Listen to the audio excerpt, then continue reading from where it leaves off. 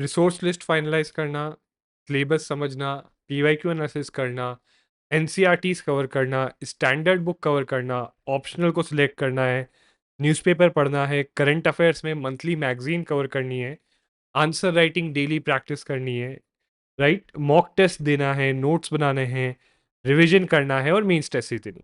So these are a set of things जो आपको अपनी प्रिपरेशन में करना होता है। बट अगेन अगर आप बिना प्लानिंग के करोगे ये चीज़ें तो यू विल गेट ओवरवेल्म्ड। कई बार हमने देखा स्टूडेंट्स के साथ क्या होता है कि वो लोग तैयारी शुरू करते हैं, वो लोग अपनी एनसीईआरटीज कवर कर रहे होते हैं तो ऑप्शनल कॉम्प्रोमाइज़ हो जाता है। अगर स्टैंडर्ड बुक शुरू करते हैं तो एनसीईआरटीज स्किप हो जाती है, या फिर नोट मेकिंग स्किप हो जाती है, या पीवाईक्यू एनालिसिस स्किप हो जाता है कई बार, या कई बार डेली आंसर राइटिंग या इवन ऐसे राइटिंग प्रैक्टिस नहीं हो पाती। सो इसीलिए आज इस वीडियो में हम लोग देखेंगे कि कैसे हम लोग जो है एक सिंपल 5 फेज प्लान बना सकते हैं जिसमें हम ये सारी चीजें कर सकें in a planned and strategic way. And again देखो यहाँ पे जो टाइमलाइन है, जो चीजें मैं आपको बता रहा हूँ, it's ideal. Okay, I also know कि 100% कोई भी प्लान फॉलो नहीं हो सकता, बट अगर इस प्लान को आप 80% भी फॉलो कर लोगे तो rest assured most of the things जो इस एग्जाम की प्रिपरेशन के लिए आपको करना है, आप ना सिर्फ कर पाओगे बट अच्छे से कर पाओगे and in an integrated way. Okay, तो let's start. And I am Siddharth Kumar, senior faculty here at Prep IAS. तो देखो 5 फेजेस बोला है मैंने, और सबसे पहला फेज जो सबसे क्रूशियल होता है और जनरली लोग इसको स्किम ओवर कर देते हैं, वो होता है आपके फाउंडेशन बिल्ड करने का फेज। अगर आप एकदम एब्सोल्यूट बिगनर हो तो देखो, सब there are some things you should not do at any cost. सबसे पहली चीज है, अगर आप एब्सोल्यूट बिगनर हो, और जो ज्यादातर बिगनर्स गलती करते हैं कि सीधा न्यूज़पेपर से स्टार्ट करते हैं। सी, अगर आप एब्सोल्यूट बिगनर हो और न्यूज़पेपर से स्टार्ट करते हो तो रेस्ट अश्योर्ड आपको 2 घंटे से कम नहीं लगेगा न्यूज़पेपर कवर करने में। आपको 2 घंटे से ज़्यादा लगने ही वाला है। और अगर आपका 2-3 घंटा न्यूज़पेपर में ही चले गया तो जो बाकी टाइम जहाँ पे आपको बेसिक बुक्स पढ़नी थी, एनसीईआरटीज, वो टाइम बिल्कुल नहीं बचता। एंड देखो एक और चीज़ आप देखोगे, न्यूज़पेपर समझना मुश्किल इसलिए है क्योंकि आपको बेसिक्स नहीं पता। 50% of the newspaper is polity and economics, और अगर आपको बेसिक पॉलिटी और इकोनॉमिक्स नहीं पता तो कोई भी चीज़ आप न्यूज़पेपर में पढ़ोगे आपको डेफिनेटली उसको इंटरनेट पे देखना पड़ेगा, या फिर आपको अगर नहीं देखोगे तो वो समझ में नहीं आएगा। In both the cases you are putting in time, energy, effort in newspaper but कुछ समझ नहीं आ रहा। तो इसीलिए शुरुआत के 1-1.5 और 2 months please don't focus on newspaper. ठीक है, that's the first thing you don't have to do, जो सारे एस्पिरेंट्स ये मिस्टेक करते हैं। दूसरी चीज है कि करंट अफेयर्स में मंथली मैगजीन करना। अगेन द सेम रीजन, अगर मंथली मैगजीन आप सीधे करते हो आपको ये नहीं समझ में आएगा क्या ज्यादा इंपॉर्टेंट है क्या कम इंपॉर्टेंट है। उसके लिए आपको सिलेबस और पीवाईक्यू समझना है। बिना सिलेबस और पीवाईक्यू समझे आप इंफॉर्मेशन को फिल्टर नहीं कर सकते। और अगर आप यूपीएससी के लिए प्रिपेयर कर रहे हो, चाहे यूट्यूब देख रहे हो या फिर कोचिंग क्लासेस ले रहे हो या खुद से कहीं टेलीग्राम से रिसोर्सेस ले रहे हो, it is flooded with lot of content. Books जो है आपकी बहुत बल्की है, रिसोर्सेज नोट्स बहुत बल्की हैं, न्यूज़पेपर समरीज बहुत बल्की हैं। बट रेस्ट अश्योर्ड सारा नहीं करना है आपको, उसमें से बहुत सारा कंटेंट आपको फिल्टर करना होगा। वो फिल्टर कब कर पाओगे? जब आप अच्छे से सिलेबस को समझोगे और पीवाईक्यूज का एक ओवरव्यू होगा आपके पास। ठीक है, not detailed analysis but an overview. तो इसीलिए शुरुआत में न्यूज़पेपर और करंट अफेयर्स नहीं करना। अगर ये करोगे तो बहुत ज़्यादा टाइम लगेगा। रादर शुरुआत में आप सिलेबस समझो, पीवाईक्यूज करो, एनसीईआरटीज करो। इससे आप न्यूज़पेपर को भी फिल्टर कर पाओगे और न्यूज़पेपर में रेलिवेंट इंफॉर्मेशन ज़्यादा जल्दी आप समझ पाओगे। ना दूसरी चीज, स्टैंडर्ड बुक्स। जैसे ज़्यादातर लोग क्या करते हैं कि सीधा एनसीईआरटीज को स्किप कर देते हैं और सीधा स्टैंडर्ड बुक जैसे लक्ष्मीकांत है या रमेश सिंह है उनको स्टार्ट कर देते हैं। ना प्रॉब्लम क्या है कि जो स्टैंडर्ड बुक्स है यूपीएससी की, उसमें लैंग्वेज थोड़ी सी कॉम्प्लिकेटेड है, कॉन्सेप्ट थोड़े से एडवांस लेवल से शुरू होते हैं। जैसे अगर मैं मॉनेटरी पॉलिसी लूँ तो इकोनॉमिक्स की स्टैंडर्ड बुक्स में मॉनेटरी पॉलिसी शुरू होता है कि मॉनेटरी पॉलिसी क्या है, बट मनी क्या है, what is money supply, economy में मनी कैसे क्रिएट होता है, ये आप देखना किसी भी UPSC CSE oriented standard book में नहीं समझाया जाता, बट एनसीईआरटी में समझाया गया है। तो जब तक आप ये नहीं समझते हो कि इकोनॉमी में मनी कैसे क्रिएट होता है, आपको मॉनेटरी पॉलिसी नहीं समझ में आएगा। Same goes for polity, same goes for geography, right, and for economics and other subjects. तो इसीलिए बिना एनसीईआरटी कवर किए हुए, बेसिक एनसीईआरटी कवर किए, and again you don't have to cover all the NCERT, यहाँ पे मैं आपको समझाऊंगा सिलेक्टिवली कवर करना है। आपको स्टैंडर्ड बुक्स नहीं कवर करनी।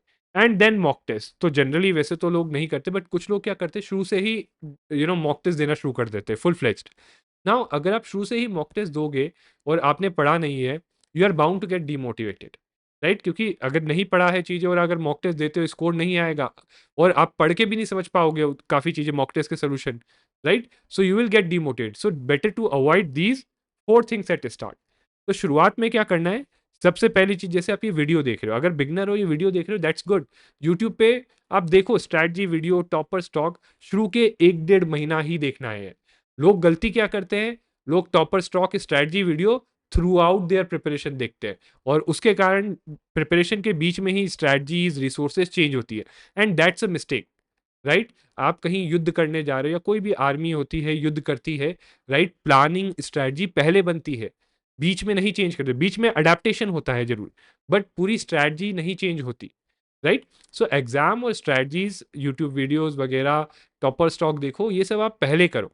ये एक, अगर बिगनर हो, 1 से 2 महीने में आप ये करो, और वंस इट इज फाइनलाइज्ड उसको आगे जाके चेंज मत करो, until unless it is absolutely required. आपको लग रहा है कि मैं जो इस तरीके से कर रहा हूँ रिजल्ट नहीं मिल रहा।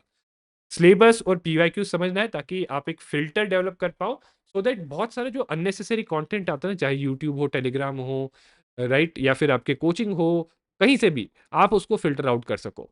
आपको अपनी रिसोर्स लिस्ट शुरुआत में ही फाइनलाइज करनी, ये नहीं कि आप पढ़ते पढ़ते अभी ये सोचा था, आगे जाके आप कोई और बुक पढ़ने लग गए, राइट?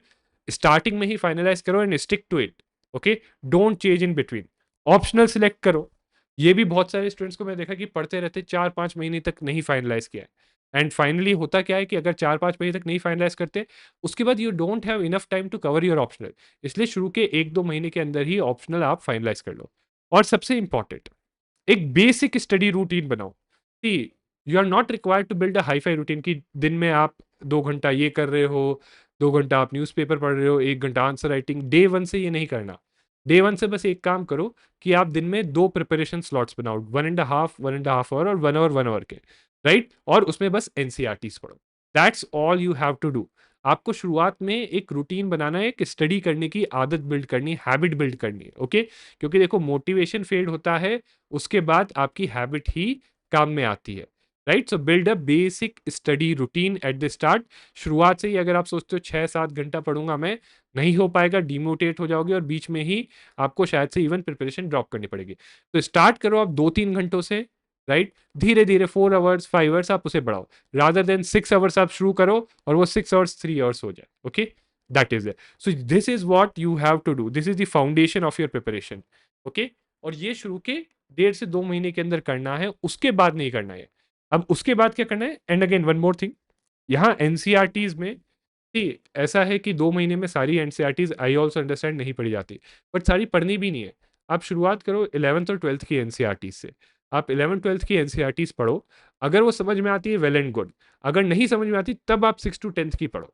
और एनसीईआरटीज में भी कौन सी एनसीईआरटीज पढ़नी है, आप जो है polity, economics, history and geography, right? And in fact geography का तो क्या है कि जो एनसीईआरटीज है that are equivalent to standard book, तो अगर इस फेज में नहीं भी पढ़ते हो चलेगा, बट पॉलिटी, इकोनॉमिक्स और हिस्ट्री जरूर पढ़नी है, क्योंकि दीज आर जनरली, मैं देखता हूँ हिस्ट्री के NCERTs most skipped NCERT, right?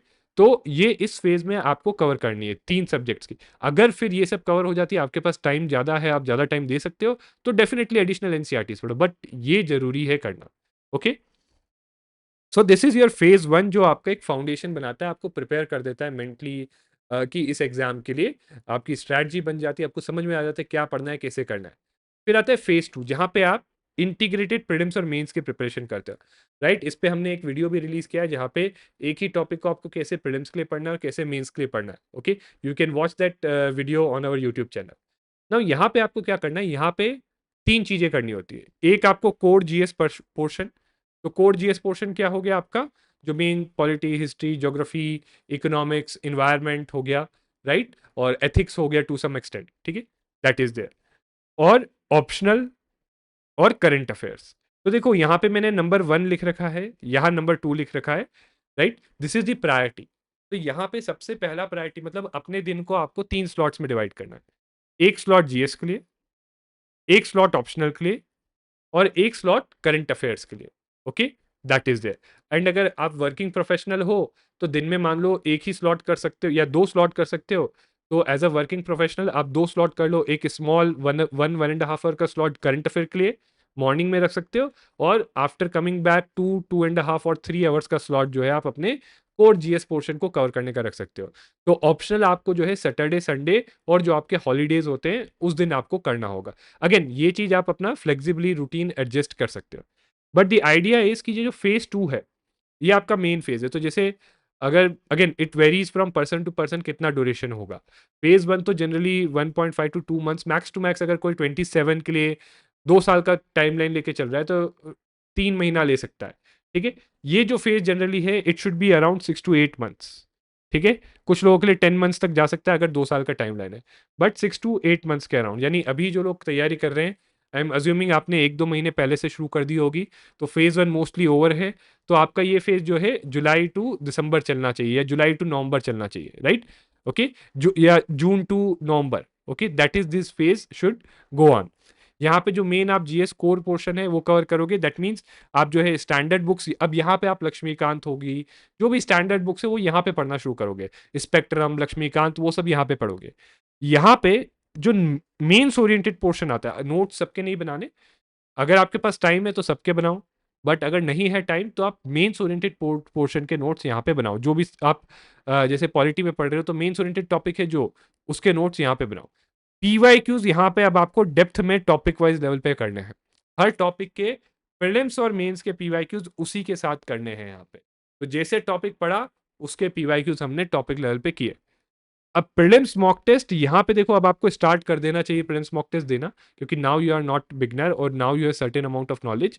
और फ्रीक्वेंसी क्या होना चाहिए, एक mock test every 15 to 20 days, right? कोशिश करो कि 15 से 20 दिन में एक मॉक टेस्ट आप दे ही रहे हो, चाहे पार्शियल नॉलेज के साथ दे रहे हो, बट दो उसको। It will push you. मतलब मान लो अगर आपका मॉक टेस्ट खराब भी जाता है तो होगा क्या, आपको वो पुश करेगा कि यार आप ज्यादा मेहनत करो, ज्यादा चीजों को ऑप्टिमाइज करो, बेटर वे में पढ़ो, right? That will push you.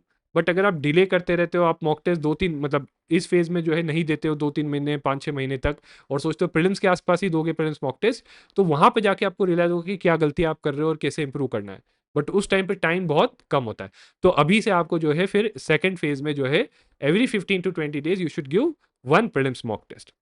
और इस फेज में आपको आंसर राइटिंग प्रैक्टिस भी स्टार्ट कर देनी चाहिए, आइडियली डेली बेसिस पे। ओके, सो आइडियली आपको डेली बेसिस पे करनी चाहिए, बट मान लो डेली बेसिस पॉसिबल नहीं तो एटलीस्ट 2 से 3 दिन में एक आंसर तो आप लिख सकते हो, right? Start doing answer writing practice. Revisions आपको, डेली रिविजन्स तो आपको करने ही चाहिए एनीवे, राइट? प्लस मंथली और fortnightly revision as per your time availability you should plan. और मेंस के मॉक टेस्ट, अगर कोई चीज आपने पढ़ी है, सब्जेक्ट पॉलिटी पढ़ा, तो प्रीलिम्स के लिए कर लिया, मेंस के लिए भी किया है, तो अगर पॉसिबल है तो मेंस के मॉक टेस्ट भी यहाँ पे दो, राइट? If possible. बट ये चीजें तो करनी ही करनी है। एंड सी, देखने में ज्यादा लगता है but it is not that much अगर आप प्रॉपर प्लानिंग के साथ इसको करो। ओके, तो इस फेज में आपको डिवाइड करना पड़ेगा अपना टाइम कि ओके दिन में एक सब्जेक्ट लेना है, 2 सब्जेक्ट लेना है। अगर आप फुल टाइम एस्पिरेंट हो तो इवन आप 2 सब्जेक्ट ले सकते हो। अगर आप कोचिंग क्लासेस ले रहे हो मान लो, तो ठीक है, कोचिंग क्लासेस में फिर देखो ये काम आपका कवरेज का हो जाता है, बट ये करना, ये मॉक टेस्ट देना, आंसर राइटिंग करना और रिवीजन करना, ये आपको डेफिनेटली करना होगा। और अगर आपको लगता है कि कोचिंग क्लासेस में स्लो चल रहा है कवरेज, तो आप खुद से एक एडिशनल 1-2 टॉपिक्स उठा लो, राइट? 1-2 सब्जेक्ट्स उठा लो जो आप से कोचिंग क्लास में आपका पॉलिटी चल रहा है, राइट? तो आप साथ में एथिक्स या फिर गवर्नेंस वाला जो है मेंस का पोर्शन उठा सकते हो यहाँ पे कवर करने के लिए। नाउ नेक्स्ट इज आपका ऑप्शनल कवरेज। तो लाइक आई सेड, एक स्लॉट आपका ऑप्शनल का भी होगा अगर कोचिंग के थ्रू कर रहे हो, तो नोट्स और test series, that's it. Optional अगर आप कर रहे हो तो देखो सिर्फ पढ़ना नहीं है, टेस्ट सीरीज भी लगानी है इस फेज में। भले ही मेंस की टेस्ट सीरीज जीएस की ना दे पाओ, ऑप्शनल की देना यहाँ पे जरूरी है, क्योंकि तभी आपको पता चलेगा आपका ऑप्शनल अच्छे से हो रहा है या नहीं हो रहा है। और करंट अफेयर्स में यहाँ पे इस फेज में आप जो है newspaper and monthly magazine start कर सकते हो। बट यहाँ पे एक चीज है, सी, अगर आपके पास टाइम कम है तो newspaper should be your priority. इस फेज में newspaper should be your priority. Monthly magazine अगर छूट जाती है तो भी कोई इशू नहीं है। Okay, that is it. फिर आता है थर्ड फेज, जहां पे अब आपका गोल क्या है कि मेंस रेडी होना, क्योंकि जो ये फेज था उस फेज में डेफिनेटली ऐसा होगा आपके कुछ सब्जेक्ट जैसे एथिक्स, ऐसे writing, internal security, society, governance, disaster management, या कुछ और सब्जेक्ट जो है इंपॉर्टेंट है जो मेंस के लिए, जैसे इनका इंटरनेशनल रिलेशंस और इंटरनल सिक्योरिटी 50 मार्क्स का वेटेज है, एथिक्स 250 मार्क्स का वेटेज है, ऐसे राइटिंग 250 मार्क्स का वेटेज है, सोसाइटी 100 मार्क्स का वेटेज है। तो ऐसी जो इंपॉर्टेंट चीजें छूटी हुई हैं उनको यहाँ पे आपको कवर करना है एट फर्स्ट प्रायोरिटी, ठीक है। और सेकंड प्रायोरिटी ये है कि अब इस पॉइंट ऑफ टाइम तक आपका जो है प्रीलिम्स का मेजर कवरेज हो गया होगा 90% तक का। तो आपको प्रीलिम्स का जो है, जो सब्जेक्ट जैसे पॉलिटी, ज्योग्राफी, एनसीईआरटी पहले ही हो गई थी फर्स्ट फेज में, सेकंड फेज में स्टैंडर्ड बुक हो गई। अब आपको इस फेज में जो है उसको रिवाइज करना शुरू करना है। एंड यहाँ पे एक और चीज, ये जो मेन सब्जेक्ट आप कवर करोगे फर्स्ट प्रायोरिटी पे, इनके प्रॉपर नोट्स बनाने हैं और आंसर राइटिंग करनी है, ठीक है। That is there, right. और मान लो अगर बहुत ही कम टाइम है, आपके पास एक ही महीना बचा है, दिसंबर का या जनवरी का, तो कुछ सब भी नहीं कर सकते, तो एटलीस्ट एथिक्स और ऐसे की थोड़ी प्रैक्टिस जरूर कर लेना। बाकी ये सारे सब्जेक्ट भी आप बाद में, अगर if it is the like worst case scenario कि आपके पास टाइम नहीं है, तो ये जो बाकी जो दूसरे सब्जेक्ट छोटे मोटे हैं, राइट, वो आप बाद में, फिर आप बाद में कवर करोगे, okay, after the prelims. Then second priority आ जाता है प्रीलिम्स रिवीजन। तो देखो यहाँ पे दैट्स व्हाई आई सेड ये गलती नहीं करनी कि आप जो है प्रीलिम्स रिवीजन को नेग्लेक्ट कर दो थर्ड फेज में, मेंस पे फोकस करना है, बट साथ में एक टाइम स्लॉट आपका जो है प्रीलिम्स के रिवीजन के लिए भी होना चाहिए। तो जैसे आप दिन में अगर इस पॉइंट ऑफ टाइम तक आके 6 घंटा दे रहे हो, तो 6 घंटे में से 3 साढ़े 3 घंटा अगर इसमें जा रहा है, तो 1 1.5 आवर यहाँ पे जाना चाहिए, ओके। और यहाँ पे आप मेनली फोकस करो polity, economics, geography, ancient, medieval and modern history, ठीक है। सिंपल फंडा है, 10 क्वेश्चंस एवरेज इसके आते हैं, 10 क्वेश्चंस इसके, 10 क्वेश्चंस इसके, और इसको मिला के 10 क्वेश्चंस, ये 40 क्वेश्चंस का वेटेज होता है इनका, स्टैटिक जो होते हैं, और जो इजीएस्ट क्वेश्चन होते हैं, इजीएस्ट क्वेश्चन इन्हीं से होते हैं, राइट, प्रीलिम्स में। तो पहले तो इसको सॉलिडिफाई करो, ओके। मॉक टेस्ट की फ्रीक्वेंसी यहाँ पे आपकी बढ़ जाती है क्योंकि ऑलरेडी इतना पढ़ चुका है, तो अब आप रिवीजन करो। आई एम अज्यूमिंग 10 दिन में एक सब्जेक्ट तो आप रिवाइज कर सकते हो। कोई सब्जेक्ट को थोड़ा सा ज्यादा लग सकता है 1 2 दिन, किसी को कम भी लग सकता है, ओके। बट मॉक टेस्ट की frequency 1 mock test every 10 days. फिर आ जाता है करंट अफेयर्स, थर्ड प्रायोरिटी। तो यहाँ पे क्या करना है, अब आप मंथली मैगजीन प्रायोरिटाइज करोगे। एंड अगेन, अगर आपके पास टाइम नहीं है, सारे सब्जेक्ट्स मत करो। You can focus upon economics, you can focus upon environment, science, technology, economics। क्यों? environment से आप 10 क्वेश्चन मान के चलो करंट अफेयर्स के आते हैं, 10 से 15। Science and technology 8 question current affairs के, 8 में से 6 क्वेश्चन जो है आप मान के चलो करंट अफेयर्स के होंगे। Economics again around 7 question, 7 to 8 question current affairs के। International relations 5 to 8 question current affairs के। Places in news again 3 to 4 question. तो अराउंड 30 क्वेश्चन जो है सिलेक्टिव इन सब्जेक्ट्स के ही आपके करंट अफेयर्स तक आ जाएंगे। तो इनका मंथली मैगजीन आपको करना है। और कैसे करना है, आप जो है सारा, से आप इन्वायरमेंट का कर रहे हो, तो आप जो अभी तक जितनी मंथली मैगजीन्स आई हैं, से अप्रैल से, अप्रैल of the previous this year, तो अप्रैल से लेके से ये नवंबर का टाइम है, तो अप्रैल से नवंबर जो सारी मैगजीन्स आई हैं उन सब में आप इन्वायरमेंट सेक्शन कवर करो। And start from November, then do October, then do your September and so on so forth, okay. तो इससे होगा क्या कि आप लेटेस्ट करंट अफेयर ज़्यादा अच्छे से पढ़ रहे हो, जिसका ज़्यादा प्रोबेबिलिटी होता है एग्जाम में आने का। अब हो सकता है यू विल आस्क मी कि सर बाकी बचे हुए सब्जेक्ट्स का कैसे करेंगे, तो वो छूट जाता है। सी आइडली सब करना चाहिए, बट अगर वो छूटता है तो उनको एनुअल कंपाइलेशन से आप कर सकते हो बाद में, जो PT 365 या जो दूसरे कंपाइलेशन आते हैं उनके थ्रू। और न्यूज़पेपर अगर टाइम परमिट करता है तो करना है इस वक्त, ठीक है। If time permits, okay, then only do newspaper. And then comes the phase 4, जहां पे आपको एकदम प्रीलिम्स से स्पेसिफिक, अब मेंस का कुछ नहीं करना। ये जनरली स्टार्ट होता है आपका फेब ऑनवर्ड्स, राइट। कुछ लोग अगर अच्छी मतलब 2 साल का प्लान लेके चल रहे हैं तो उनके लिए जैन ऑनवर्ड्स, बट कुछ लोगों का टाइम जैसे शॉर्टेज है, कम है, तो फेब ऑनवर्ड्स से या इवन मार्च मिड ऑनवर्ड्स जो है स्टार्ट करते हैं कि बस अब हम प्रीलिम्स का पढ़ेंगे, मेंस का बिल्कुल कुछ नहीं करना, ना ऑप्शनल है, ना आपका मेंस का कोई नोट्स मेकिंग वगैरह, आंसर राइटिंग, कुछ नहीं। तो आपका काफ़ी टाइम फ्री अप हो जाता है। अब इस टाइम में क्या करना है आपको, इस टाइम में आपको जो है करंट अफेयर्स को प्रायोरिटाइज करना है, क्योंकि पिछले फेज 1 2 3 में it was on the least priority, तो उसको ज़्यादा इंपॉर्टेंस चाहिए होगा। और यहाँ पे जो है अगेन मंथली मैगजीन टॉप पे रखो, या फिर इस पॉइंट ऑफ टाइम तक आपकी एनुअल कंपाइलेशन भी आ जाती है, तो आप उनको, अगर मंथली मैगजीन पहले नहीं किए तो फिर आप बस एनुअल कंपाइलेशन करो, अगर की है तो फिर फोकस ऑन दोस, ठीक है। और न्यूज़पेपर इफ टाइम परमिट्स। दूसरी चीज हो गई कि आपका चलो ये टाइम दे दिया इसमें आपने करंट अफेयर्स में, फिर रिवीजन ऑफ प्रीलिम्स सब्जेक्ट ना, यहाँ पे ये मान के चल रहा हूँ कि आप रिवाइज करोगे, आप इस पॉइंट ऑफ टाइम पे जितना भी प्रीलिम्स टेस्ट सीरीज हुए वो पूरा फुल फ्लैश शुरू हो जाता है। तो आपका सेक्शनल टेस्ट होता है, full length full subject test होता है, रिवीजन टेस्ट होता है, और फिर फुल लेंथ टेस्ट होता है। तो आप अगर किसी सब्जेक्ट को पढ़ रहे हो, सो आई एम अज्यूमिंग कि आप दिन में 2 सब्जेक्ट लेके चलोगे, राइट? तो अगर 7 दिन में एक सेक्शन कवर करते तो you will be giving at least 1 mock test per week. Okay, शुरू के 2-3 महीने तो यही रहेगा, बाद में जाके it it could even be 1 mock test every 5 days और एवरी 3 डेज। ओके, ये फ्रीक्वेंसी बढ़ती है as you approach closer to the exam, right? But that is there कि यहाँ पे जो अब आपके प्रीलिम्स के सब्जेक्ट्स हैं, एंड अगेन इसके लिए डिटेल्ड रिविजन प्लान बनता है आपका। So that if you want, हर साल आप देखोगे यूट्यूब वगैरह पे हम लोग भी लाते हैं कि एंड के 5 महीनों में या 4 महीनों में कैसे करना है, वहां पे आप देख सकते हो। ओके, बट जनरल आइडिया यही है, polity, economics, geography, science and tech, right, history जो है, ancient, medieval, modern, art and culture, right? तो 6 to 7 एरियाज ही है जिनको आपको रिपीटेडली रिवाइज करना है apart from current affairs, right? और अगर दिन में इनको 2 स्लॉट्स बना के चलते हो अपने सब्जेक्ट के, तो काफ़ी इजीली आप जो है 2 to 3 टाइम्स सारे सब्जेक्ट रिवाइज कर सकते हो while giving mock test.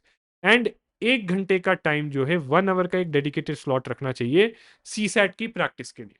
Okay, C SAT की प्रैक्टिस के लिए, so that you are not completely out of touch, because the way the C SAT has been in recent years, कई लोग GS की cut off clear करते हैं but C SAT नहीं clear कर पाते, राइट? तो इट्स बेटर कि आप फेब्रवरी ऑनवर्ड्स ही सी सैट पे फोकस करो। Now coming on to this, फिर आपका प्रीलिम्स हो जाता है, राइट? प्रीलिम्स के बाद जो फेज 5 आता है, तो रिजल्ट तक नॉर्मली कोई ज़्यादा मेहनत करता नहीं, और रिजल्ट नॉर्मली 12 से 15 दिन में आ जाता है। बट उसके बाद इरिस्पेक्टिव ऑफ योर रिजल्ट, आपका क्लियर हो या क्लियर नहीं हो, इरिस्पेक्टिव ऑफ एनीथिंग, अगले जो 3 मंथ्स होते हैं वो आपको सिर्फ और सिर्फ मेंस ओरिएंटेड पढ़ाई करनी है, प्रीलिम्स ओरिएंटेड नहीं। ठीक है, अगर नहीं भी होता या होता है तो भी, बोथ केसेस, राइट? और इसमें एज वी डिस्कस देयर कि आपका जो फेज 3 था उसमें कुछ पोर्शन छूटा होगा, तो पहला प्रायोरिटी तो वही होता है कि पहले 15 दिन जो है सब कुछ छोड़ दो, राइट? पहले 15 दिन सब कुछ छोड़ के जो बचा हुआ पोर्शन उसको कवर करे, उसके नोट्स बनाए, राइट?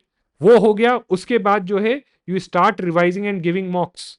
हर 10 से 15 दिन में एक मेंस मॉक दो। Answer writing practice on a daily basis, क्योंकि अब आप पूरा मेंस ओरिएंटेड पढ़ रहे हो, राइट? तो डेली बेसिस पे कोई मेंस ओरिएंटेड टॉपिक पढ़ रहे हो, उसके ऊपर या तो पीवाईक्यू या कोई प्रैक्टिस क्वेश्चन जरूर करो। Okay, that is current affairs जो है यहाँ पे कोई सेपरेट टाइम नहीं देना आपको। आप जो सब्जेक्ट पढ़ते हो उसी के साथ आपको कवर करने होंगे, क्योंकि मेंस में टॉपिक क्लियरली स्पेसिफाइड है। तो उस टॉपिक से रिलेटेड करंट अफेयर्स, अलग से करंट अफेयर्स मत पढ़ो। यहाँ पे गलती ये मत करना कि आप करंट अफेयर्स की अलग से मैगजीन वगैरह पढ़ रहे हो। रादर इंटीग्रेट करके पढ़ो करंट अफेयर्स को to the mains topic, relate करके पढ़ो। तो मेंस का कोई टॉपिक आप पढ़ रहे हो, say you are reading about salient features of society, तो सोसाइटी रिलेटेड सारा करंट अफेयर्स आप पढ़ो, राइट? या इश्यूज रिलेटेड टू वुमेन, तो रिलेटेड टू वुमेन जो भी इश्यूज करंट अफेयर्स में है वो सब आप पढ़ो, राइट? टॉपिक वाइज कवर करो इसको। कोई जोग्राफिकल फेनोमेना पढ़ रहे हो, तो जो कोई जोग्राफिकल फेनोमेना अगर रीसेंट टाइम्स में न्यूज में हो, उसको करंट अफेयर्स में है, उसको वहीं पे टॉपिक का स्टैटिक पढ़ा और उसके बाद उसका करंट अफेयर्स पढ़ा। This is the approach you should adopt in the phase 5, जहां पे आप मेन्स ओरिएंटेड करें। So that is there. और दूसरा एक पार्ट, सो आपका दिन क्लियरली 2 पार्ट्स में डिवाइडेड है, एक पार्ट ऑप्शनल के लिए और एक पार्ट इसके लिए, right? Now this is an overall plan. In 5 phases आप अपनी प्रिपरेशन को मैनेजेबल बना सकते हो। And as I already told you, this is ideal plan. काफी बार ये होगा कि जो एक फेज में डिसाइड किया, जैसे फेज 2 में may be you have decided कि सारे सब्जेक्ट कवर करने, बट नहीं हुए, तो definitely they will spill over. और यहाँ पे एक चीज मैं बोलूंगा, जो लोग 2 इयर्स का अगर से टाइम लेके चल रहे हैं, जो लोग कॉलेज वगैरह में हैं, आपके पास बहुत बड़ा एडवांटेज है। आप क्या कर सकते हो, अगर जिनके पास ज़्यादा टाइम, जिनके पास टाइम नहीं है, 1 साल का स्ट्रिंजेंट टाइम है, उन for them setting up buffer is very difficult. But फिर भी आप ट्राई करो कि हर फेज के बीच में जो है, in every phase you keep 10 days buffer, right? जिनके पास ज़्यादा टाइम है वो 1 महीने का बफर रखो। हर फेज के बाद 1 महीने का बफर, मतलब the buffer means is that period of time जहां पे आपने कुछ प्लान नहीं किया है। That time is left out solely for the purpose of covering anything that is missed out. Okay, that is there. तो दी होल आइडिया इज कि अगर आप ऐसे प्रिपेयर करोगे, right? If you are total beginner, this will ensure कि आप throughout the course of preparation overwhelm ना हो, चीज़ें मैनेजेबल रहेंगी, आपको एक ट्रैक रहेगा अपने परफॉर्मेंस का, और हर फेज में आपको एक यू नो अ माइलस्टोन कि मुझे यहाँ तक पहुँचना है इस फेज में, मुझे ये चीज़ें करनी। In fact you can convert this into a checklist.